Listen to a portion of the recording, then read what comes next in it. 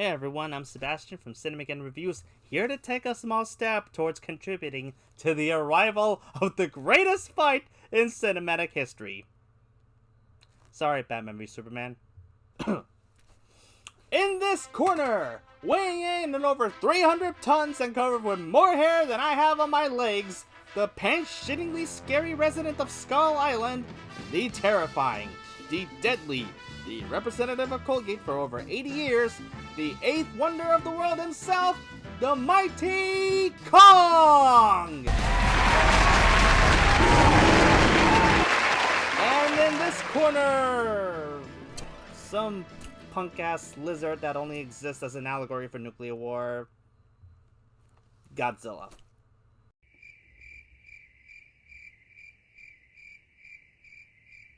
Ooh. Yes, as you can see, this is where I and my opposite Diego differ in the argument of Godzilla vs. Kong.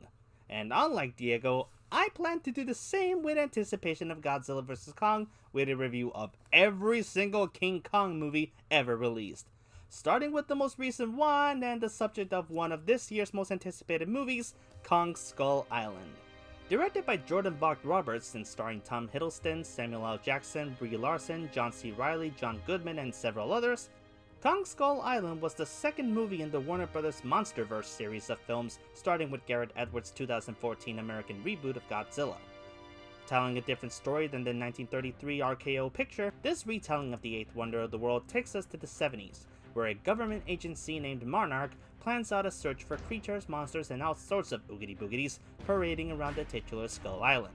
Monarch, for those of you who were paying attention, was the organization responsible for studying Godzilla in the 2014 reboot, not to be confused with the Monarch from the Venture Brothers. What the hell is going on here?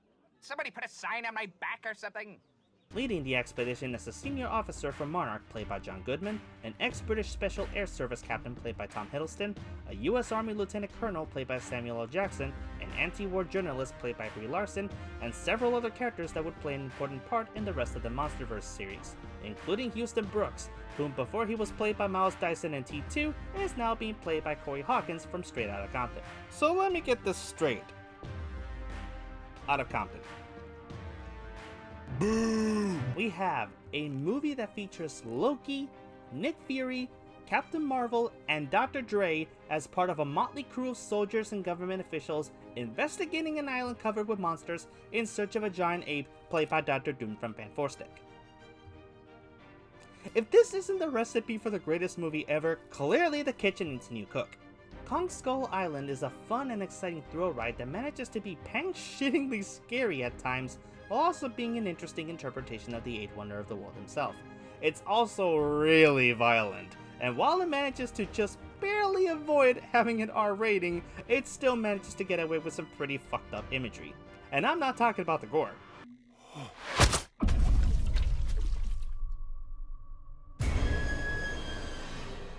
Eesh, that sucks.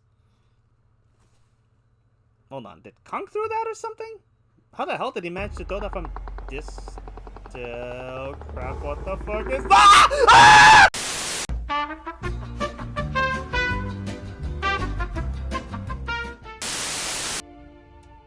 You think God stays in heaven because he too lives in fear of what he's created? If I were God and I created that, I would have cut my losses and just nuked the goddamn planet entirely. Walking nightmare fuel aside, the monster designs range from creative to suspiciously familiar. I couldn't be the only one who thought that these bastards look like a cross between Cubone and Sachiel from Evangelion. Oh, this was intentional? Shit, hey, if this guy knows his stuff, then why isn't the director working on anything video game related? Wait, seriously? Okay, that's all fine and good, but okay, I'm willing to bet that this has the potential to be good, but they would not just pick some rando to play Solid Snake. They'd have to pick someone tough and badass like, say, Oscar. Oh my god!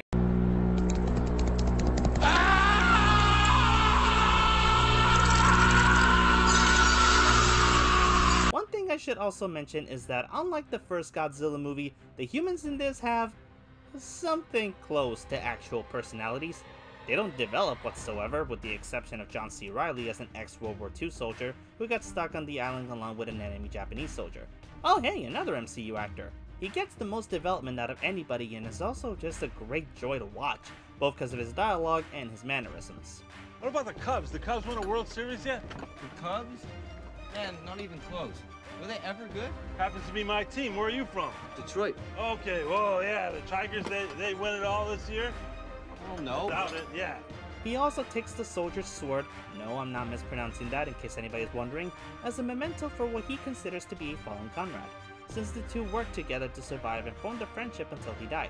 To his credit, he not only wields the sword properly, even sheathing it back properly as well, which kind of reminded me of the Rurouni Kenshin movies, but his Japanese is honestly very good and leads to one of the coolest moments in the entire film. Fumeyo Yorishi.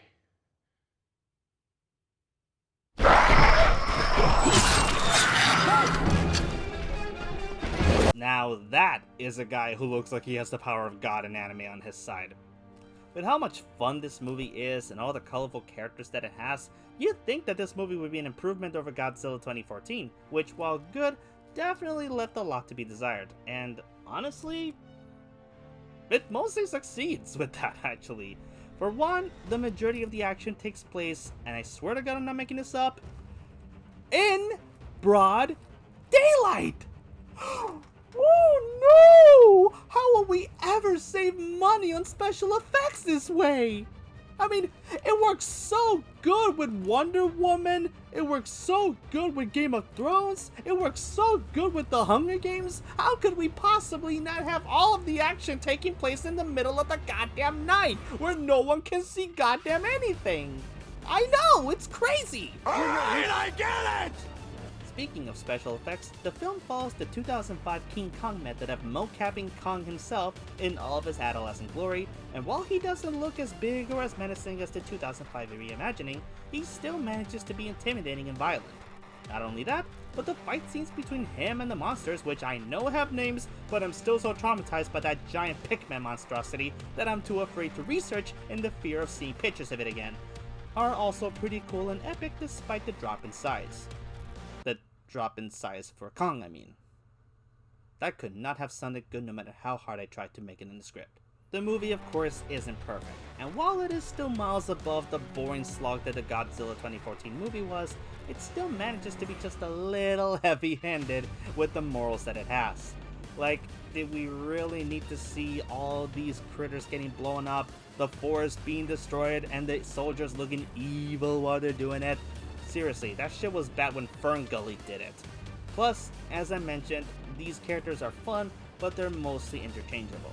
Aside from the ones who commanded the highest salaries, I think you can already guess which ones those were, every soldier in this is either generic, or cannon fodder, or both. Honestly, they're all still interesting. Much more interesting than whatever Quicksilver's name was in Godzilla 2014, but that doesn't make it any better. If anything, I argue that kinda makes it worse, because now you have fun characters that don't develop, instead of boring characters that don't really do anything.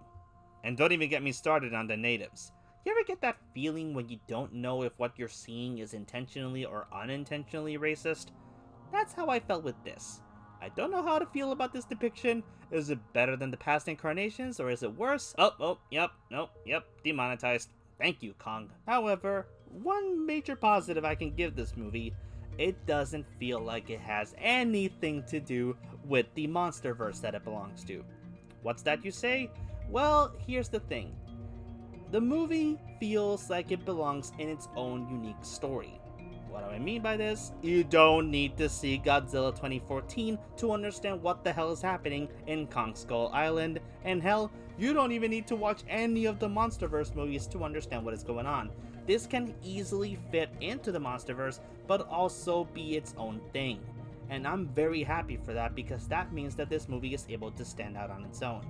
We have had so many terrible movies trying and failing to be the start of their own cinematic universes. The DCEU, the Dark Universe, Champ and the Holograms. They thought they were gonna make a trilogy with that bullshit. And the majority of these films all shot the bed with the first movie. Now this is admittedly the second, but much like the first, it focuses on being its own movie first and set up for the Monsterverse later. They don't even mention anything about Godzilla until the end when they reveal scriptures showing him fighting Ghidorah, at the post-credits scene, exactly like how a movie should be done. Take notes, Universal! This is how you do a cinematic universe without needing to rely on the Marvel method. While not perfect, Kong Skull Island manages to be a fun thrill ride with good performances, greater visuals, and an amazing if not scary version of Skull Island that manages to be a hair below the fear factor that the 2005 Peter Jackson remake was. There is definitely a lot of competition for the King of the Monsters when he has to go up against this Leviathan who is bulking up and aging for the sequel. I'm gonna give Kong Skull Island an 8 out of 10. The film is currently available for streaming on HBO Max, and you can also stream the original Godzilla 2014 along with the sequel Godzilla King of the Monsters in preparation for Godzilla vs. Kong coming on March 31st of this year. Well, this was a lot of fun. Who would have known talking about Kong would have been this exciting? I cannot wait to talk about the other movies in this franchise, starting with the original 1933 classic King Kong. I have so many things to say about it, and even more things to say about the 2005 remake, which I actually prefer.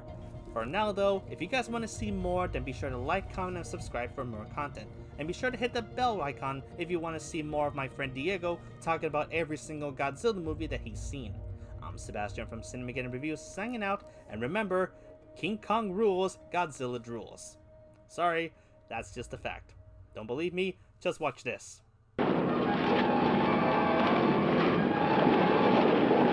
See you all on the wasteland.